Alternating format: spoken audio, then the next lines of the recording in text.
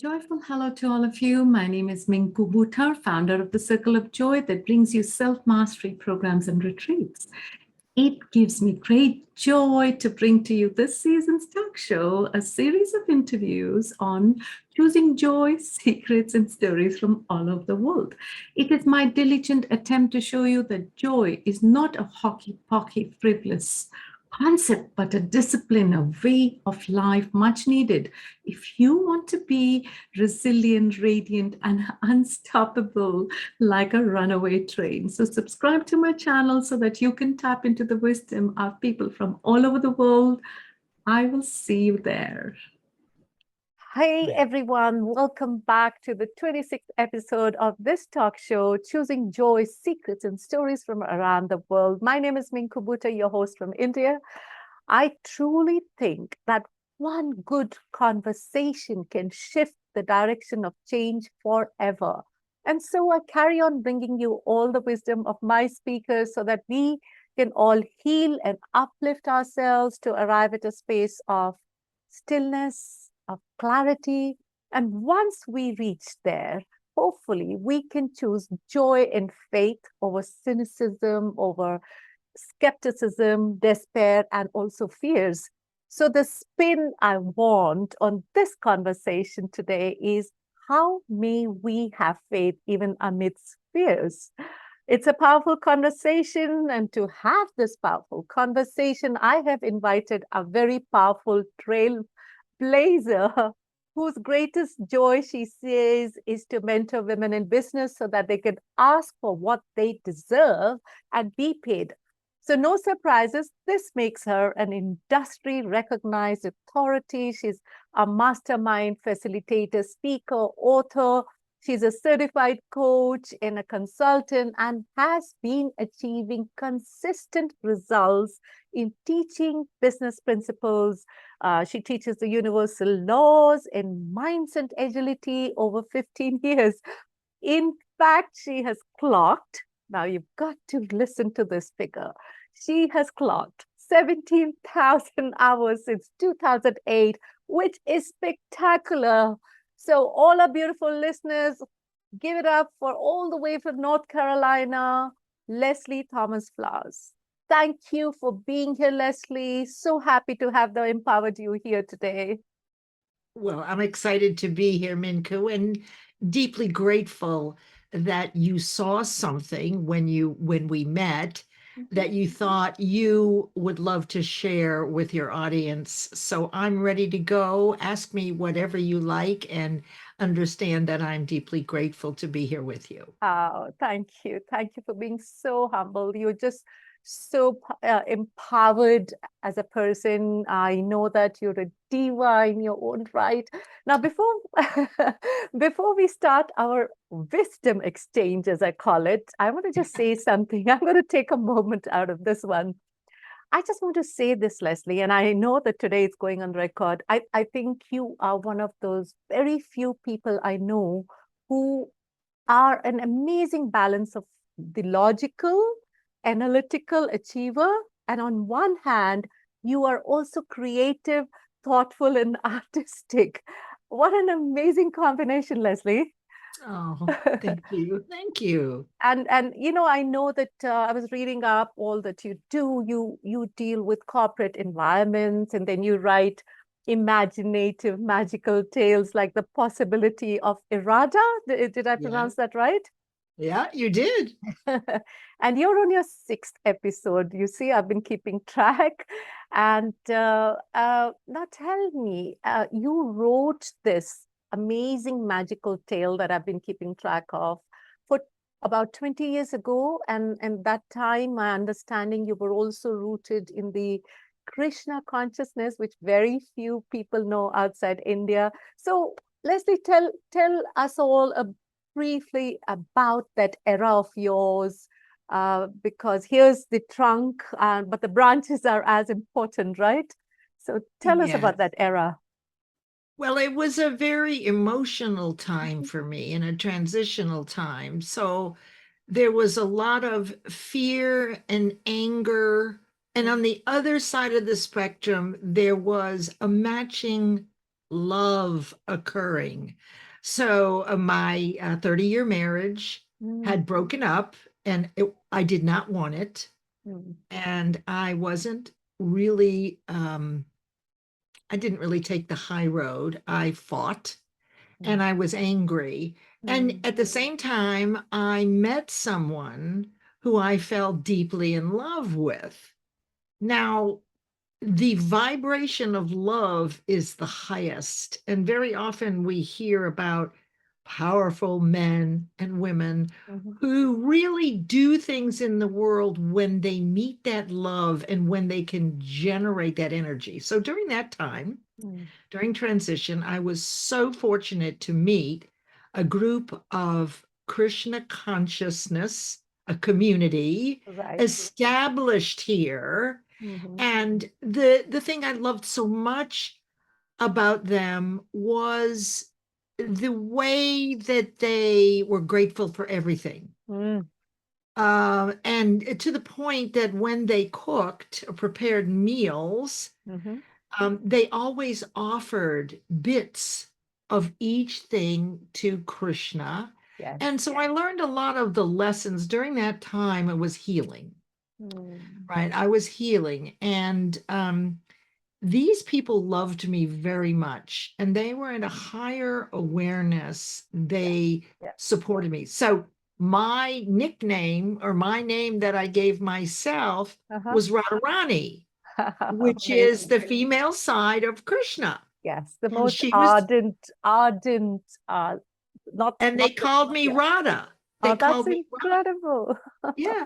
So the story Yes. occurred during long drives when I used creative imagination to create this fantasy. Mm, And it was there. I mean, how else would you come up with errata? I, So everything about this story is infused with spirituality. Does that answer your question? yes, yes. And when you said the possibility of irada, I actually, and I have to admit this, I wasn't quite connecting it with that era of yours. And I knew that you've written this like 20 years ago, Yeah. but it was from Radha, who's the most earnest devotee of Lord Yes. Krishna. Yes. Yes, there was others, right? There was Meera, but Radha, of course, his absolute companion. Thank you so much for taking us into that, because seriously, Sure. it's so important to see, what's formed a person where they are today. Leslie, in fact, I'm just going to dabble a little bit more into this magical fantasy zone that we were started Okay. on. Okay. There was another article on business master's 360 degree, which you and I we are part of. And you recently wrote about a very interesting character from the pagan mythology. You know which one I'm talking about? Of course, Merlin. Merlin the magician. And that so tickled my childlike imagination. And so allow me to quote you, because this is really interesting. You said we are all alchemists, and that when we give impulse and desire a shape, a form, and act on it through the aid of the imaginative faculty of the mind, we can create and manifest. That's right. So yeah, right. I got that right? Uh, Yes. so Leslie, my question coming up to you, and I talk about this a lot to my clients as well, that here we are as humans, right? We have all Mm. the innate prophetic knowledge, and we have the skills and magical skills, as you put it beautifully, and yet we don't claim that magic.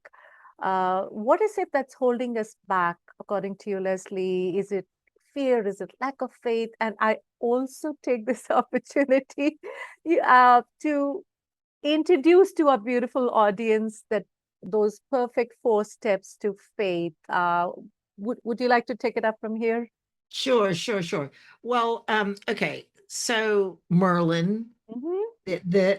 Merlin, I wonder if he actually didn't do things overnight. So as we think about the books and the movies and the history, it always seemed that Merlin the magician or magicians in general would turn something into something else right before your eyes, right? The impression was that he was unique. Now, then the question becomes, what if that wasn't true? What if it took decades? We don't know.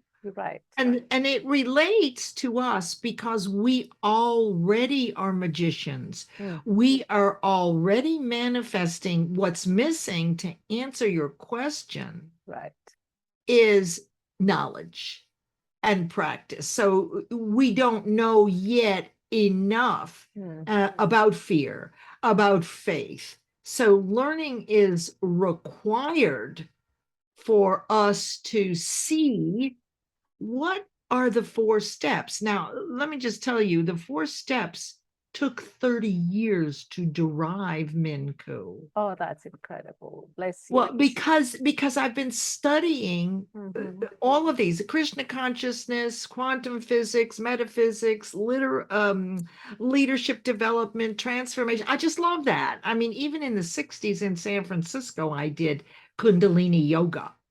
And that was a Incredible. a long, long time ago. So I already love this. I'm a Sagittarian. I'm a fire sign Uh-huh. with my moon, right? So this is my nature. Probably the downside is I love to create ideas and let other people finish them for me. But anyway, That's very smart. so the 4 steps Yeah. are, people don't know about them Mhm. because they haven't learned enough, or they haven't found the right person who has figured out Right. through their expertise what is actually happening. But we are magicians and we do it. We manifest all the time, don't we, Minnku? Oh, our imagination is so powerful. My God, it's the catalyst for all the creations. Absolutely. Yes, It is. And those visual images are actually contain the DNA required for a spiritual seed to have enough vibration, Mm, right? The image has an associated vibration. And as you move toward it, you are literally sending a message to the universe. This is where I'm going. right. This is what I want. Mm, wonderful. So, yeah. So does that bring up any other question for you? No, I just, would love for you to just if you could just skim through those 4 steps. I mean, yes, Okay. we can't do, we don't have enough time to go into detail, but just, the listeners, their curiosity is piqued. So just very briefly, if you could go into those 4 steps, if you don't mind. Of course. So I would just ask you to consider Mhm. what happens with an idea. Right. Consider that ideas are spiritual seeds and their thought energy. Mhm. There are really 2 kinds of seeds. One is the physical seed. The acorn is a seed. Mhm. If we cut it open and sliced it and diced it, we would never see an oak tree. But what is there Yeah. when planted is the Mm. DNA Mm. to attract through its vibration whatever it needs to become an oak tree. And we can say when it will become an oak tree because we've practiced it, we've watched it, we know. Yeah. Now, what we didn't know is that there's another kind of seed that's governed by one of the universal laws, the law of gender or gestation, which says that even ideas take time to grow. So how do we manifest? Step number 1 Mhm. is we get an idea and we bring up an image of it and we love it and we have all the reasons why it'll give back to people. So that's the idea. Mhm. Now, all ideas are constantly circulating. They're going from this thought energy form through form Mhm. and back into form. Right. Okay, so thought energy is one kind of energy, Mhm. and it starts with the idea you get. So you visualize. The visualization of an image brings up the emotional vibration. The more you love it, the higher the vibration, the best chance. Yeah. Okay, so then what you do, and I do this in my work, it takes a minimum of 90 days. This is if you really want you're developing faith that you can do things like this out of your comfort zone that you've never done before. So it takes about 3 months. You've got to think about it. Yeah. Dream about it, write about it, smile about it in spaced, consistent intervals over time. And after 3 months, what's happening to the idea as you do this, it is now being impressed, step 2, into the subconscious as a belief. Now, the subconscious does not reject, and you can't see into it. Okay, you can reject the idea in step 1. I don't like the idea. I don't want to do it. But if you latch onto it, and it can be a goal or it can be an idea out of the blue, it ignites you, it inspires you. And so then the next 90 days, and this is what I do specifically, this is the kind of the what causes the results, is focus on that one thing that you want, and we're going to manifest it. Now, that's the hardest part, the 3 months, staying focused, staying disciplined. And I've created the 12 laws of achievement, which never were there. But I wanted a checklist for people to be able to set a goal where they always had their best chance at achieving. So this is what I've used. It took me 5 years to create this. There are rules out in the world about setting goals, but there was no place where they were all together, like so we took care of that. So when you create the goal, you got a checklist. So you have your best chance. Then you spend the next 90 days going to step 2, which is thinking about it, talking about it with certain people, and you begin to impress it into your subconscious mind. Now, how do you know that it's working? Right? Well, that's step 3.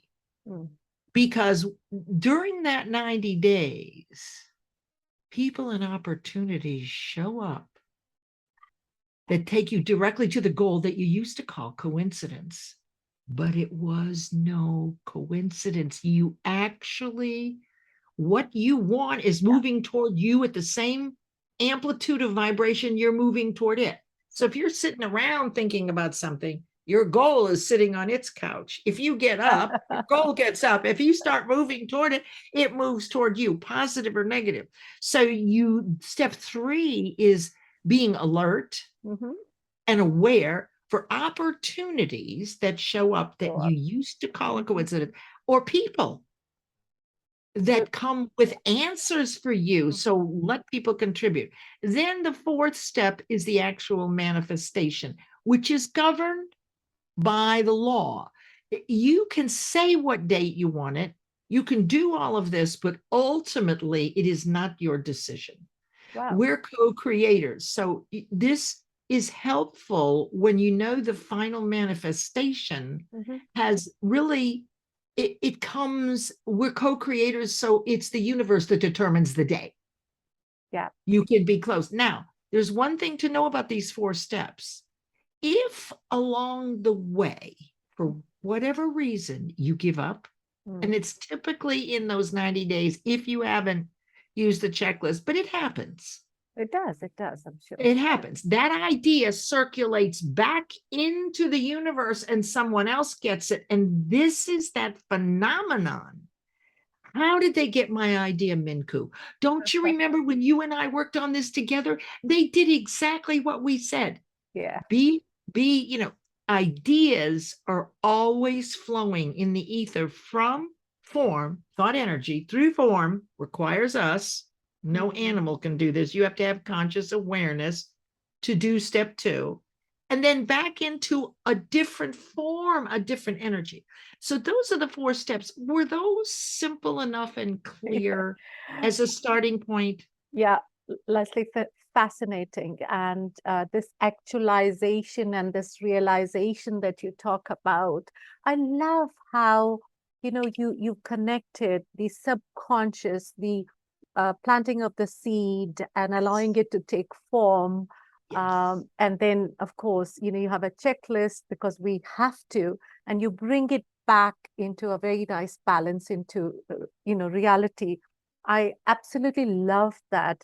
The one thing that's coming up for me, as you spoke, is I think the very important ingredient is you have to have trust in the process, right? You have to get past your critical voice, and so beautifully you said you have to stay with the vibration of love. And now you were talking about other people in step 3. You talked about how, the right opportunities, the right synergies come across because you have set the intention in the world and That's you right. gravitate the right energies to make the manifestation happen. I also find, and I know that you and I talked about this the last time, the word biomimicry that you Oh, yeah. used.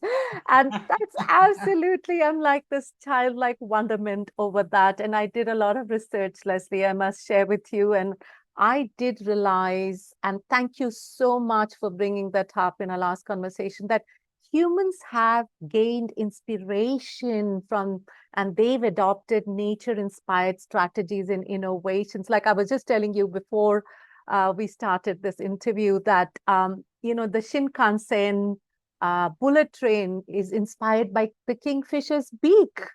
I mean, Yes. how incredible. So how do Yeah. you, Leslie, how have you woven this concept of biomimicry into your teaching? How do you apply it? How do you relate to this? I'm just a little curious. Well, it's a gift. Mhm. And it's a gift to those who have stayed focused and gone deep in study for at least 10 years. For me, it's 30 years. And here's what happened. Mhm. Because biomimicry is the observation of what's going on in nature and applying it to whatever you're doing. So it occurred, so after years and years of study of all these subjects, I had a lot of confusion, Mhm. right? A lot of learning. And what I've learned is if you sit in the confusion, order will be restored, or you can slough it off if you don't want to, it to become clear. But what happens is when you become an expert in anything, if you stay really focused, your gift is when the day you see within all the confusion what evolves. Maybe it's the bloom or the flower, Mm. is the mimicry that you Right. have now the ability to see through all of it. Maybe it's a 30,000-foot view. One day Mm. I woke up and I went, oh my Yeah. goodness, these are the 4 steps. And then I found out about biomimicry. So then I realized that we are already doing it. You can look at any child or remember yourself. Absolutely. You actually have an idea that you want a certain bicycle, Right. and you harangue your parents for it. You look at pictures about it. You dream about it. You're excited about it. You're communicating with the universe. It responds to vibration. If it's something negative, you get that too. Yeah. Right. So if you're really Yes. focusing on negative, you're going to get that too. But children, Yeah. they don't have as many beliefs that hold us back. Yeah. And so therefore they are like gung ho. I'm going for that cookie at 2 years old. I'll climb up on the counter. I don't care Exactly. I'll fall. I don't care. I'm Yeah. going for the Yeah. cookie. Yeah. So Yeah. that's really how these 4 steps evolved. After all these years, they were a gift.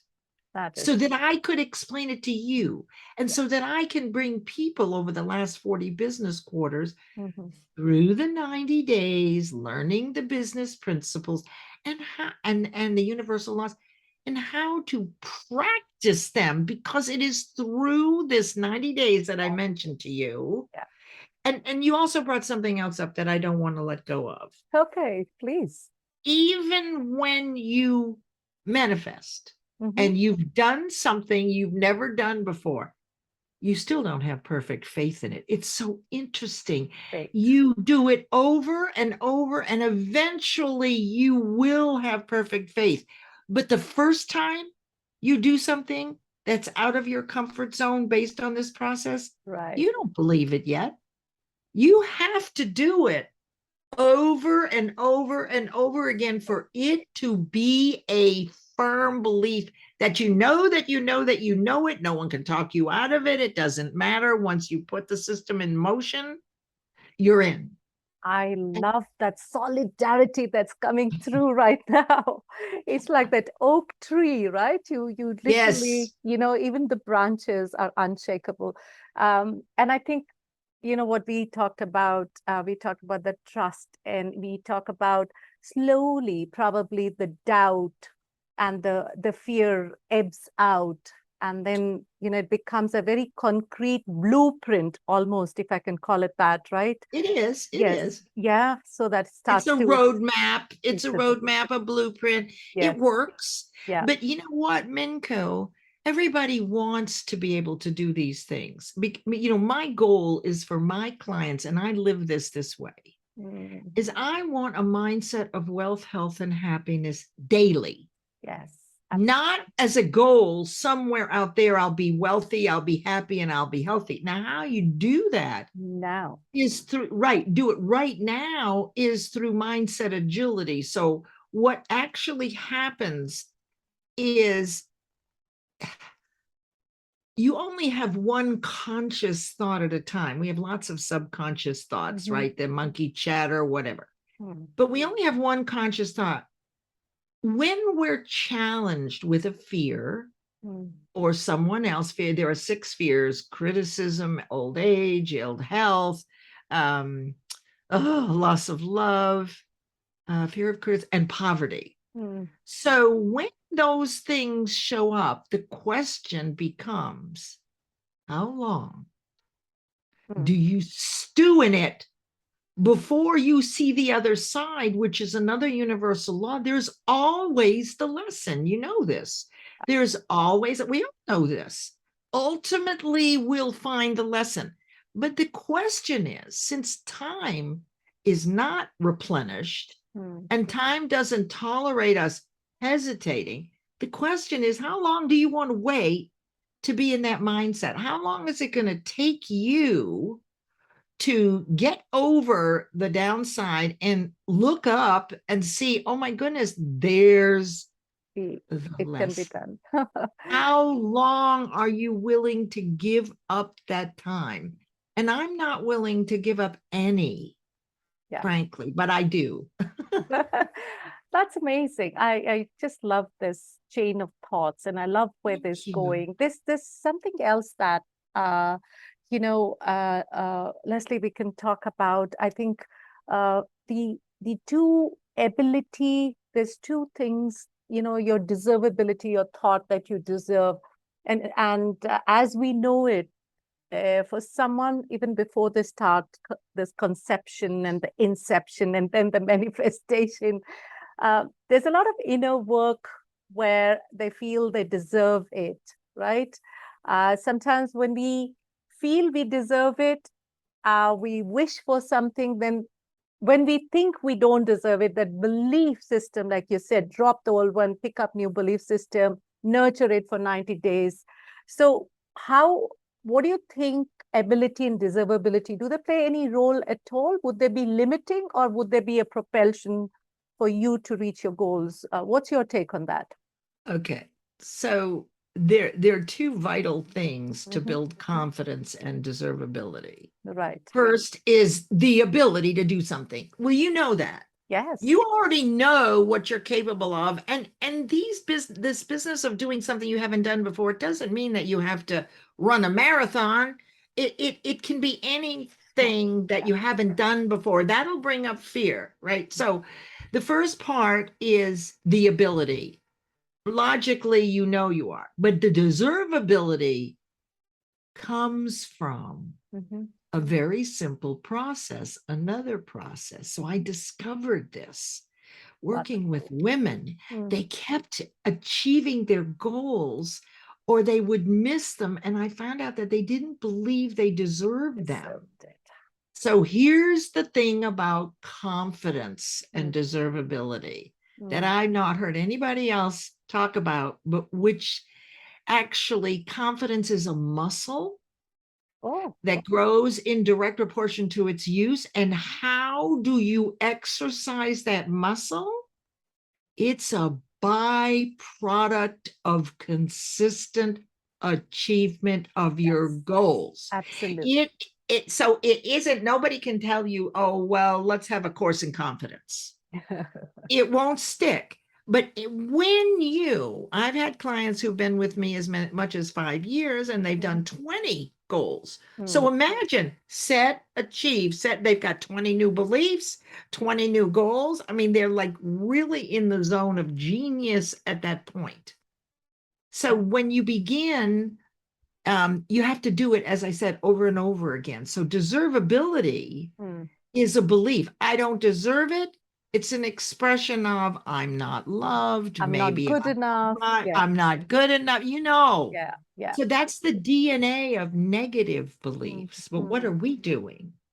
We're applying the DNA that has a very high vibration. You want this, you're focused on it. Yeah. So you're maintaining very frequently that high vibration, and the universe goes, oh, well, let me send you what it is. Then you've got to be on the lookout. So, but even then, I told you that even when you set and achieve a goal, I've noticed from my clients, they may not believe they deserve it yet.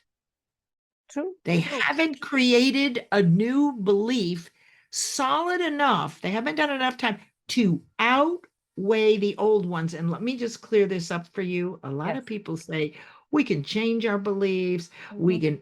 can disappear them. That is not accurate.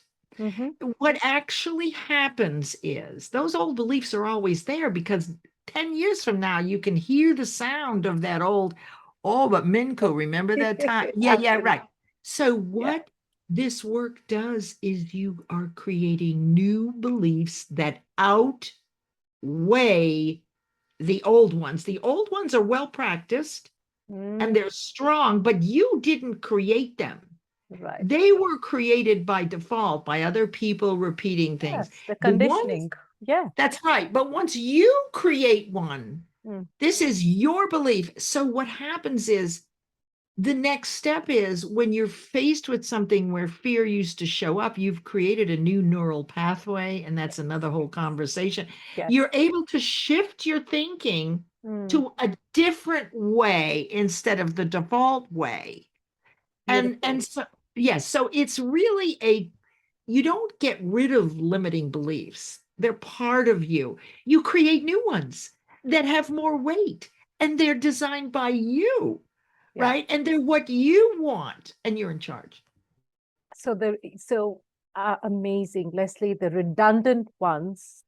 So you build new ones to get not rid, rightfully said, but That's right. just to build new ones and work with those. And I think when we work with the new belief system, like you beautifully said, created by ourselves, we end up not settling for any less. I think it becomes, we own it. I love saying that to every time I talk about something with passion, I go like, own it. So that belief Yes. becomes your baby. It becomes your responsibility. Well, you And birthed it for three, you yes, carried it for yes, 3 months. And the yes, DNA yeah, that the acorn has, in its seed, which is dying until you plant it, by the way, right? But the DNA is applied every time you bring up that image, yeah. and it has its associated vibration and also a dialogue. You can do it. This is great. You've done it before. So rather than the old conversations and the old beliefs, which are, well, you can't, you're not loved and all that, now you have a new one. Well, you have a lot of old ones that don't serve. So the journey now Mhm. is to spend the rest of your life creating new New beliefs beliefs. by design. That's it. I also love the idea of allocating an image. Sometimes when you have a goal and you give it an image, I'd love to take that topic up with you offline. It's quite interesting. I worked with Phyllis Crystal. She was 100 years old when she came to India, and we worked with how to allocate an image with an idea. So that's another interesting thing. The other thing that really works for me, Leslie, is affirmations. I don't know what Yes. your views are, but when along with the 90 days, if you threw in signals to your subconscious, I'm worthy, Yes. I deserve, I am enjoying, I will, no, I am enjoying, I I will. will let go of anything that doesn't serve me. You crave for abundance, you invite it. I think that is beautiful as well. So do And you it is. include And you're, affirmations? Yeah. yes, yes. In fact, in my program every week, we read um, our mantras. Hmm. Because there you can be okay, so the trick is one goal every 90 days to create a new belief. But yes, if you do affirmations, Yeah. there are other seeds that are also impressing into your subconscious. So, yes, it helps because you see, this is a concept of auto suggestion, which is in Napoleon Hill's Think and Grow Rich. How we learn Mhm. is in spaced, repetitive intervals over time. So, even if we have one big goal for the 90 days and that's going to be our new belief, it could be a client, whatever it is for Whatever. you. Yeah. Right. We discussed that. Yes, every week in my program, we say out loud the mantras, Mm. which have to do with being proactive and being our word, right? And showing up when we say we are, and mostly to realize that we are a reflection of our own goodness in others, so that if we look for the good things in other people, it expands our muscle of goodness. So it's like the confidence is a muscle and it's a byproduct of achievement. There are also conscious intellectual muscles Mm. that in the program we develop through use. So what happens is you become a master. There's not a lot of people that can do this. Mm. You're actually in the zone of genius where you can shift your thinking in seconds instead of days, weeks, months, and years. And Leslie, I always say this, that here's someone, and this is a message going out to all our listeners, that here's someone who's invested 15 years, and why reinvent the wheel? Sometimes I feel this is the power of mentors like you and I, right? We have something we worked on and we bring it on a platter. It's almost like seeing someone who's so hungry and you offer it to them on a platter, and yet they're hesitant to pick it up. So, on that note, Well, Leslie, you yeah, think go it ahead, could be, please. excuse me for interrupting, I Oh, apologize. So please. I was going to ask you, Mhm. so would you agree with, so for me, when I see this, everybody wants things, but Yes, they haven't reached a place to be willing yes, to do the yet. work. They're Right. And thinking they of don't have to be willing. That's right. yes, and a lot of people, I also realize, and I'm sure you'll agree, they just want to be on a magical carpet, and Yeah. it's not about zooming about. There is nothing magical about it. On that note, I wanted to give a shout out because our listeners can avail your live masterclass training that's coming up, I think September 19th to 23rd. Am I right? You're correct. You're correct. Done my homework. Yes. In fact, I was so keen to join you, but would you believe, and I haven't put this out on LinkedIn, but exactly on those days, 19th to the 23rd, I have a masterclass that I am giving on resilience. So, Oh my gosh. so maybe our paths will cross another time. But very, very quickly, I think, before we go into the rapid fire, the fun aspect, the lighter aspect of this episode, uh, very briefly, would you like to tell our audience what they Sure. will be learning in the 5-day program? Very briefly. Sure. Sure. I will. I'm going to teach you these concepts. Okay. So pretty much Okay. what I will show you things you haven't seen before.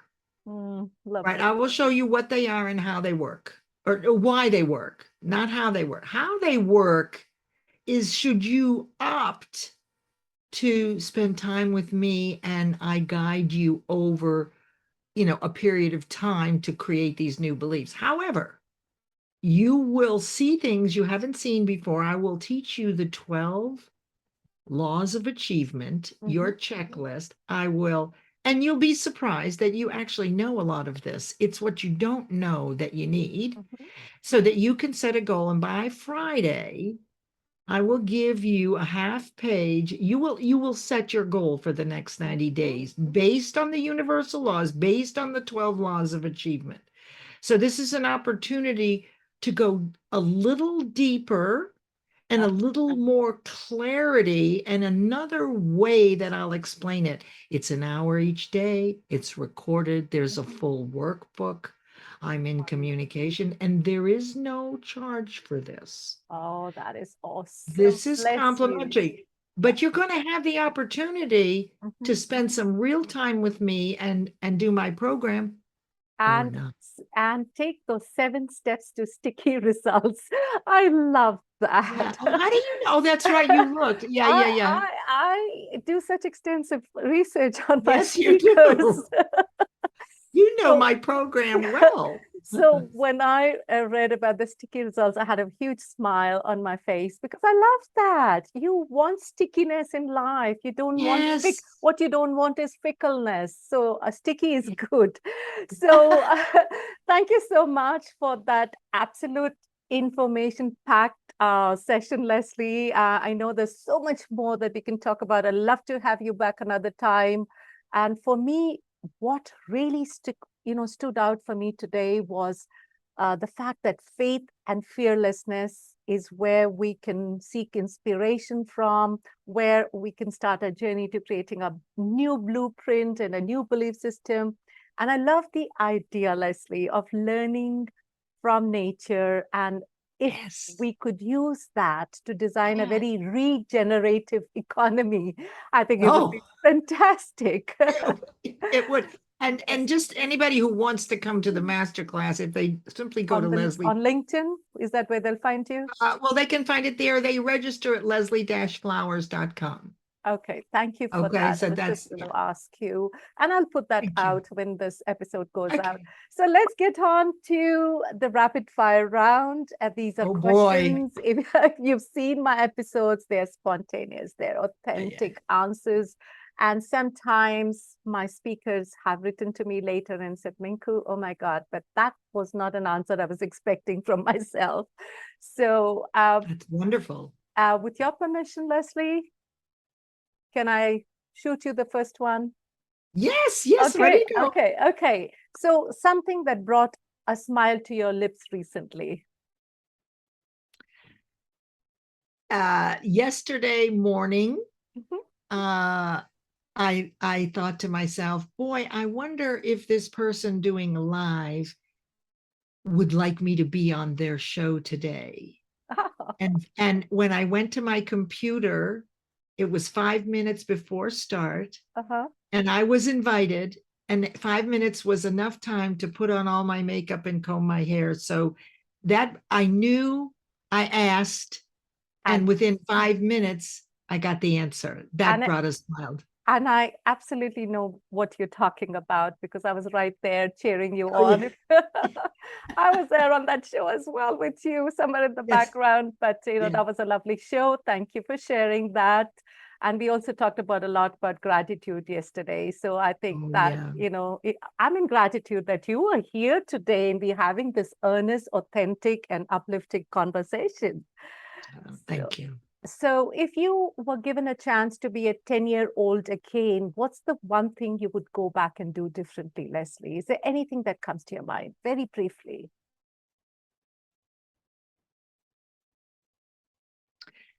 When I was 10, or 15 I or believe, 18? okay. Well, I think when I was about 12, Mhm.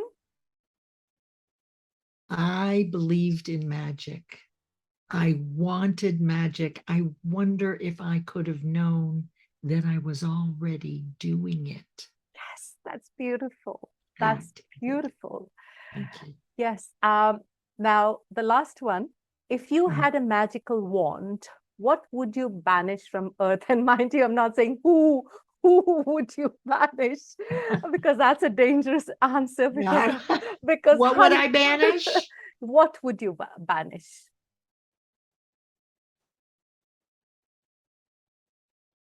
What's not resonating with you? Settling. Okay, no, it is. It is. I'm trying to think of if I could change the world, what would I banish? Yeah.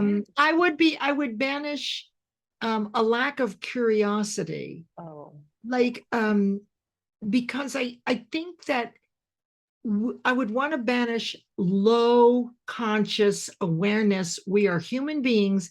Our gift is conscious awareness. We're the only living thing that can take an idea and transform it into material form. And so, what if everybody was curious enough to understand and use this?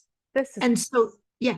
wow. This is amazing and powerful. I've never Oh, heard that before. I love this. I 100% echo that. Beautiful. good, good. Well, thank you, Leslie. That's it. It's a wrap. How does it feel to be here? Do you know, what are your feelings?